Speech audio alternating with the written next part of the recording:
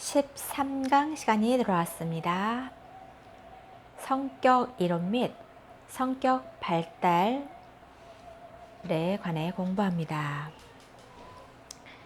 주제는 프로이드의 정신 역동 이론이고요. 학습 내용은 성격의 개념, 두 번째 프로이드의 정신 역동 이론에 대해서 공부하겠습니다.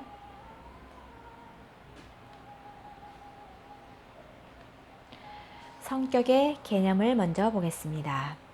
성격이란 개인이 환경에 따라 반응하는 특징적인 양식으로 타인과 구별되게 하는 독특하고 일관성 있는 사고, 즉 감정 및 행동 방식의 총체적인 양식입니다. 특징적이라는 것은 어느 순간 한 번만 나타나는 것이 아니라 그 개인에게 있어서 특징적인 것이라는 의미입니다. 또한 독특하다는 것은 모든 사람에게 일반적으로 관찰되는 행동인데요. 예를 들어 설날에 우덜은 찾아뵙기 등이 아니라는 것을 의미하죠. 또 성격의 개념에 있어서 일관성이 있다는 것은 상황의 변화나 시간의 흐름에도 비교적 일관성 있게 나타나는 것을 의미합니다. 총체적이라는 것은 수많은 성격 특성들의 단순한 조합이 아니라 개인이 그 특징들을 조작하여 총체적으로 나타나는 양상이라는 것을 의미합니다. 성격 이론이란 사람들의 일반적인 행동 방식에서의 차이를 설명하려는 체계적인 시도로 성격 이론가들은 성격 이론을 통해 어떤 성격 특징이 가장 중요한지, 또 특질 간에 있는 관계 및 양상들을 각 개인들이 가지게 되는 과정은 무엇인지, 이 특질들을 바꿀 수 있는 방법 등에 대해 설명합니다.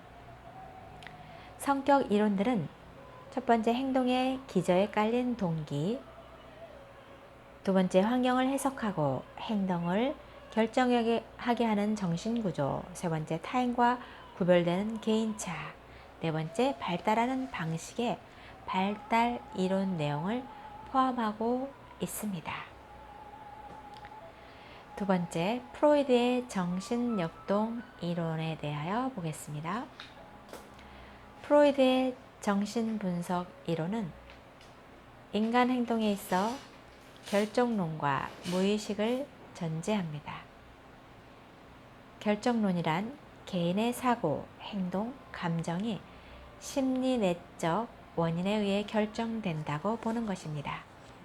개인이 겪는 갈등은 내부에 존재하는 어떤 정신적 원인이 작용한 결과이고, 이에 그 원인이 제거되지 않는 한 심리적 문제는 결코 해결되지 않는다고 보았습니다. 인간은 자신의 행위를 결정하고 그에 따른 책임을 질 수 있는 주체적 존재라기보다는 과거 성장기 동안의 생활 경험에 의해 전적으로 영향을 받는 존재라는 것입니다. 생애 초기의 발달적 경험이 현재 행동에 영향을 미친다는 것입니다. 아무런 원인도 가지지 않는 저절로 발생하는 현상이란 없다는 것이죠. 인간 행동을 결정하는 것은 환경의 외적 조건이라기보다는 개인의 심리 내적 조건이라고 보는 것입니다. 또한 무의식을 강조하였는데요. 비이성적인 힘인 본능적 추동이나 무의식적 동기가 인간의 행동을 결정한다고 주장하였습니다. 이에 인간 행동을 지배하고 행동 방향을 결정하는 정신적 원인의 실체, 즉 무의식의 내용과 과정을 분석하는 것이 정신분석의 핵심이라고 보았습니다. 인생의 초기 경험을 중시하며 무의식 혹은 심층에 숨어있는 문제의 원인을 분석하는 그것을 의식의 세계로 노출시킴으로써 자아의 기능을 강화하였습니다. 또한 건강한 성격이란 자아가 초자와 원초아의 기능을 조정할 능력이 있어서 적절한 심적 균형을 유지하는 것을 말하였습니다. 상담자는 내담자가 자기 행동의 무의식적 동기를 인식하여 의식 수준으로 표출할 수 있도록 도움으로써 내담자가 변화될 수 있도록 하는 것입니다. 또한 인간은 비합리적이고 결정론적인 존재로 인간의 행동은 기본적인 생물학적 충동과 본능을 만족시키는 욕망에서 동기화된다고 보았습니다. 본능이 지배하는 생물학적인 존재, 즉 생물학적 추동에 의해 통제되고 정신에너지 체계인 세 가지 자아가 갈등하는 비관론적 존재, 비이성적이며 비사회적인 본능에 의해 통제되고 지배되는 결정론적 존재라고 보았습니다. 첫 번째, 무의식을 보면 무의식이 인간의 사고와 행동에 영향을 미치는 동기라고 보았습니다. 프로이드는 사람들의 무의식으로 충동을 느끼고 의식적으로 행동을 하지만 충동의 근원은 무의식에 의한 것이라고 보았습니다. 최면 후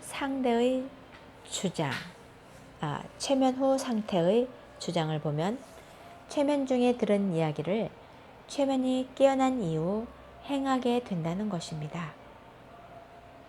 또한 프로이드는 일상생활에서 행동하는 진짜 이유는 무의식에 의한 것이고 무의식적인 이유는 우리의 행위를 정당화하기 위한 합리화라고 보았습니다.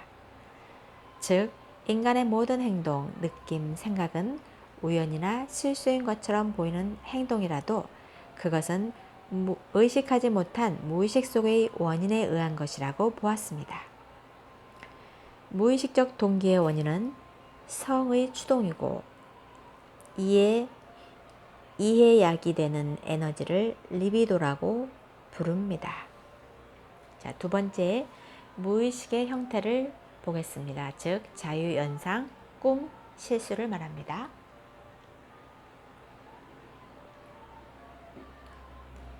프로이드는 무의식의 단서를 찾아내기 위해 자유연상 기법을 개발하였습니다. 자유연상을 통해 나온 것들은 스스로 인정할 수 없을 만한 어떤 소망, 두려움, 생각들일 수 있습니다. 또한 꿈은 자유연상의 가장 순수한 활동으로 표현된 내용과 잠재된 내용으로 구분됩니다. 표현된 내용은 꿈꾼 사람에 의해 기억되고 의식적으로 경험한 꿈 자체, 잠재된 내용은 꿈의 근원적이고 무의식적인 내용입니다. 실수는 결코 우연한 사건이 아니라 무의식적인 소망의 표현으로 보고 있습니다. 또한 망각 또한 무의식적인 동기가 의식적인 정신을 그 단어나 구절과 연관된 어떤 생각으로부터 막고 있다고 보았습니다. 세 번째, 정신의 분화, 즉 원초와 자아, 초자아를 말합니다. 프로이드는 인간의 성격 구조를 원초와 자아, 초자아로 구분하여 설명하였습니다. 원초와는 심리적 에너지의 원천이자 본능이 있는 곳이고 원초와는 조직화가 되지 않으며 맹목적이고 요구적이며 끌어오른 흥분의 소시고 긴장을 참지 못하며 즉각적으로 긴장을 해소하고 평형 상태로 돌아온다고 보았습니다. 또한 쾌락의 원리에 따라 비논리적이고 맹목적으로 작용한다.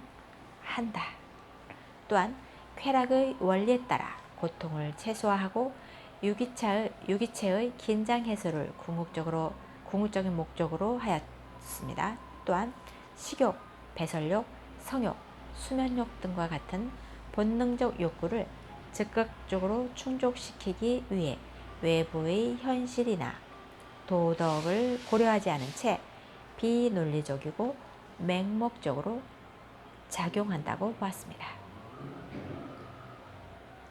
현실에서는 본능적 욕구를 그대로 충족시키기 곤란한 상황들이 있기에 무의식적으로 억압되고 이러한 억압된 욕구들이 개인의 의식의 삶에 영향을 미치게 된다고 보았습니다.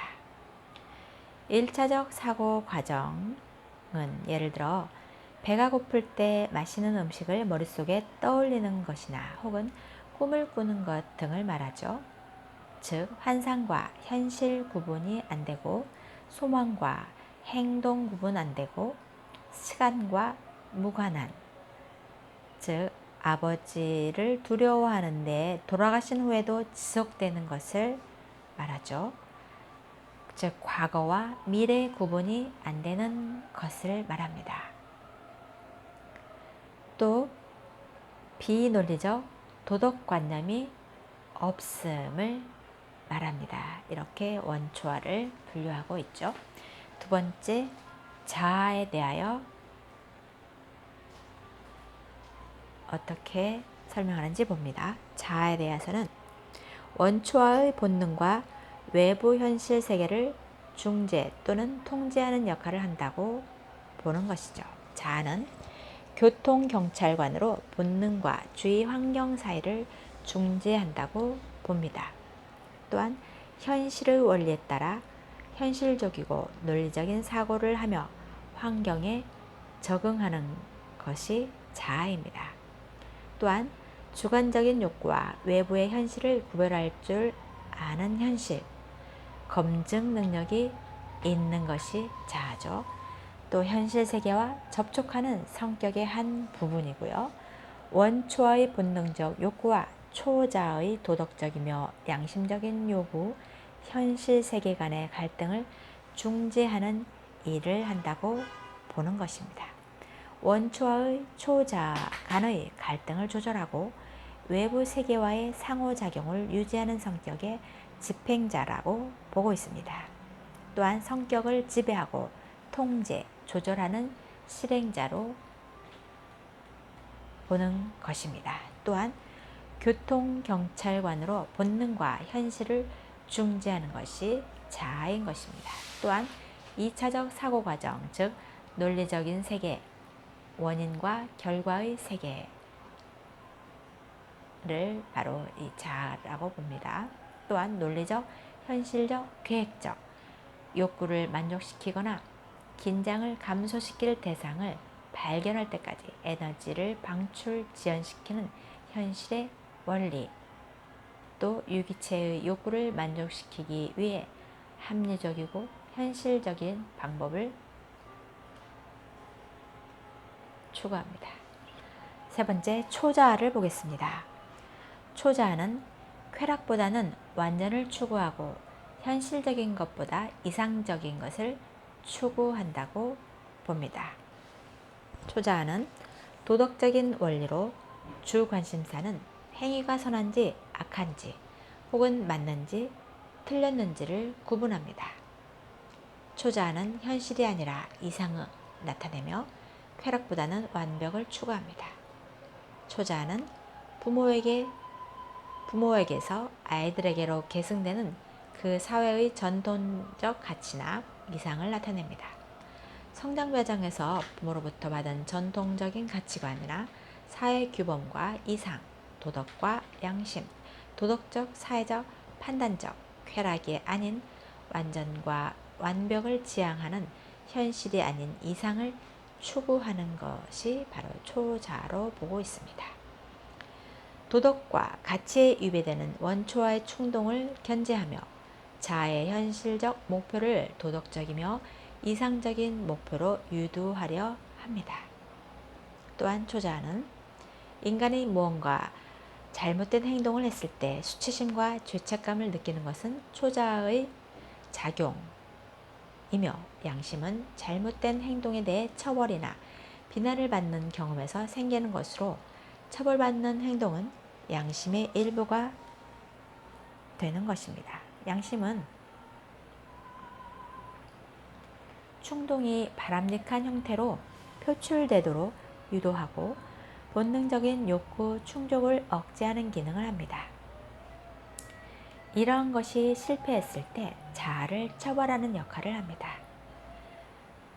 자아 이상은 옳은 행동에 대해 긍정적인 보상을 받는 경험에서 형성됩니다. 행동 규범을 제시하는 역할을 하며 성실성이나 충실성과 부모의 목표와 가치관을 동일시함으로써 형성됩니다.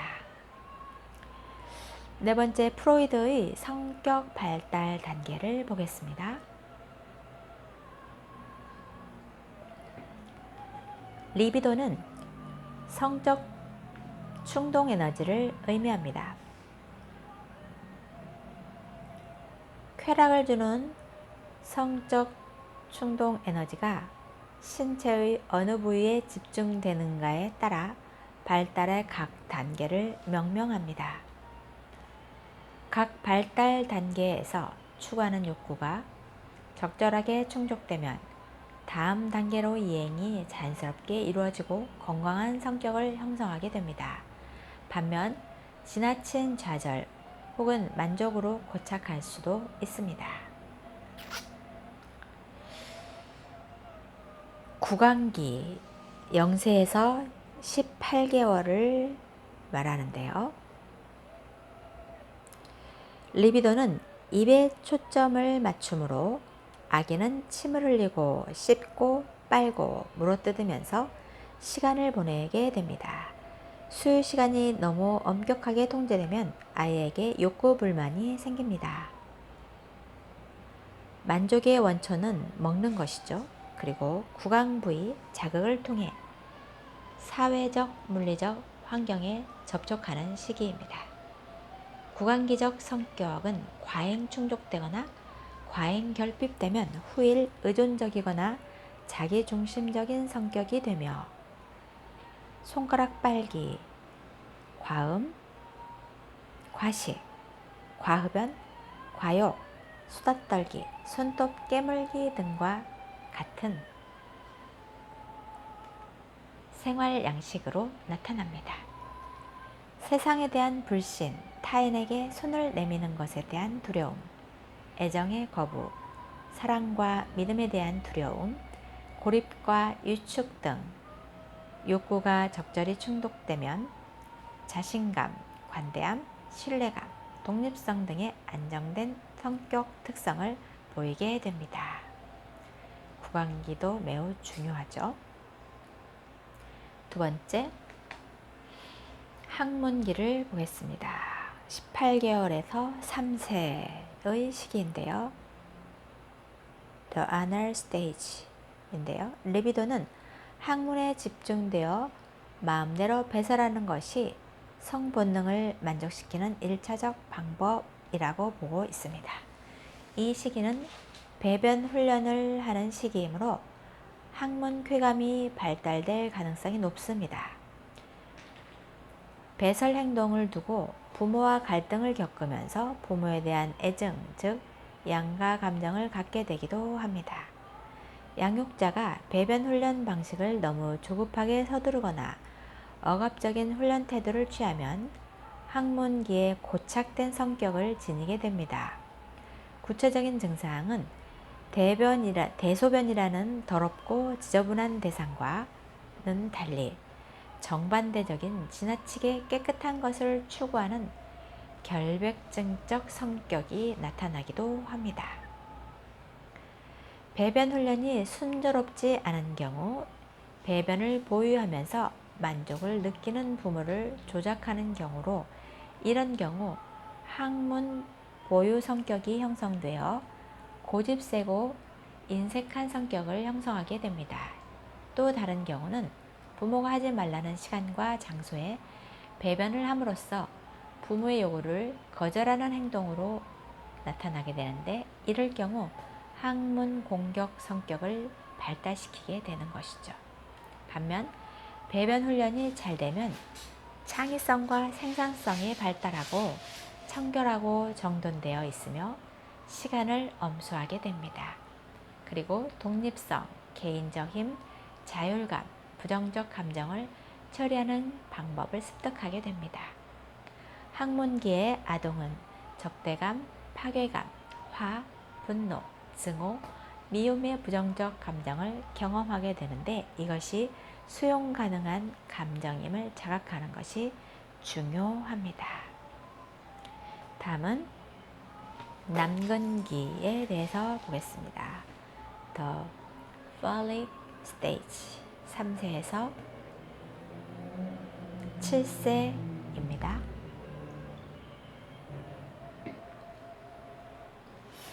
성적 에너지가 학문에서 성기로 옮겨가서 아동은 성기에 관심을 가지고 가치를 부여하는 시기입니다. 이 시기부터 이드, 자아, 초자아가 역동적으로 작용하기 시작합니다. 남근기 동안 남아는 오이디푸스 콤플렉스 거세 불안을 말하죠. 여아는 사랑의 짝으로 아버지를 원하나 어머니에 의해 좌절되는 엘렉트라 콤플렉스를 경험하게 됩니다. 남자아이는 이 시기에 이르러 자신의 어머니에게 성적인 애착을 느끼고 아버지로부터 어머니를 쟁취하려는 애정 쟁탈을 시도한 나머지 아버지를 자신의 애정 경쟁자로 적대감을 느끼게 됩니다. 그러나 아버지를 이길 수 없기 때문에 오히려 아버지를 동일시하여 그 행동들을 흉내냄으로써 경쟁이나 아버지를 이길 수 없기 때문에 오히려 아버지를 동일시하여 그 행동들을 흉내냄으로써 경쟁이나 불타는 질투심을 극복하고 남자 어른의 느낌을 느껴보는 간접적인 만족을 추구하기도 하면서 진정한 남자로 성장할 준비를 하게 됩니다. 남근기의 중요 갈등은 이성 부모에게 느껴지는 근친상간의 욕구, 이것은 위협적인 감정으로 억압되는 시기입니다. 이성 부모를 차지하려는 욕구와 함께 경쟁자인 동성 부모를 죽이고 싶어하는 욕구가 생기기도 합니다. 거세 불안, 오이디푸스 콤플렉스, 남근 선망, 엘렉트라 콤플렉스를 말하죠. 동성 부모와의 동일시 과정에서 부모의 규범과 그가 속한 사회 규범을 내재화하게 되어 점차 자아와 초자아가 발달하는 시기입니다. 남근기 발달이 순조롭지 않으면 남아의 경우는 거세 불안이 해결되지 않아 권위에 지나치게 복종하고 두려워하거나 매사에 경쟁적이 되게 됩니다. 여아의 경우에는 남근 선망의 열등감이 해소되지 않아 지나친 경쟁심을 보이기도 합니다. 원만하게 넘기면 건강한 성적 체감을 확립하게 되고 성적 호기심을 생산적으로 사용할 수 있게 됩니다. 다음은 7세에서 11세 레텐스 스테이지입니다. 7세에서 11세 시기. 아동의 모든 리비도는 학교, 과업, 운동 등 사회적으로 용납되고 인정되는 활동을 통해 강력한 에너지로 발달된다라고 보고 있습니다.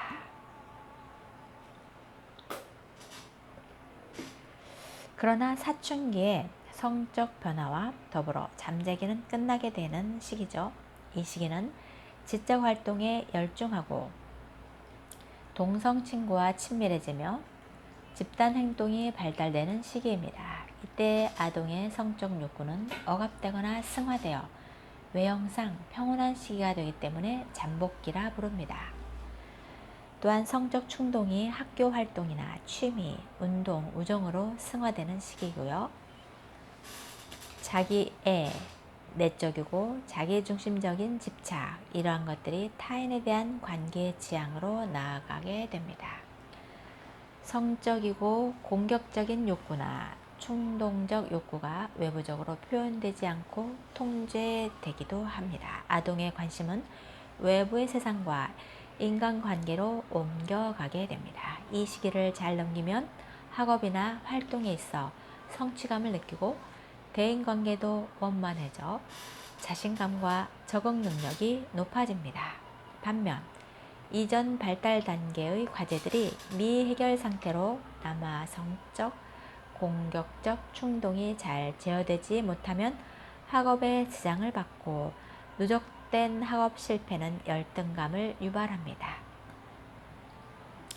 정신 에너지를 자아를 발달시키는 데 사용되어 학업에 관심을 쏟고 장차 삶을 영위하는 데 필요한 기술 습득과 훈련에 집중하는 시기이기도 합니다. 다음은 11세 이상 시기입니다. 성기기인데요.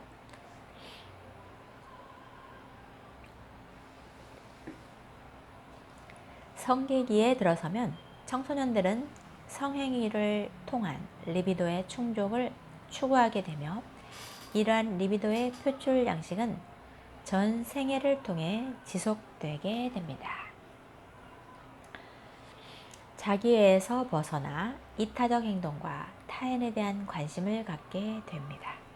프로이드는 생의 초기 용년을 보는 동안 성적 문제 해결에 관심이 많았음을 말합니다. 이에 청년기, 성인기 발달에 대해서도 논의하지 않았습니다. 여기까지 오늘 강의를 마치겠습니다. 다음 강의에서 만나 뵙겠습니다.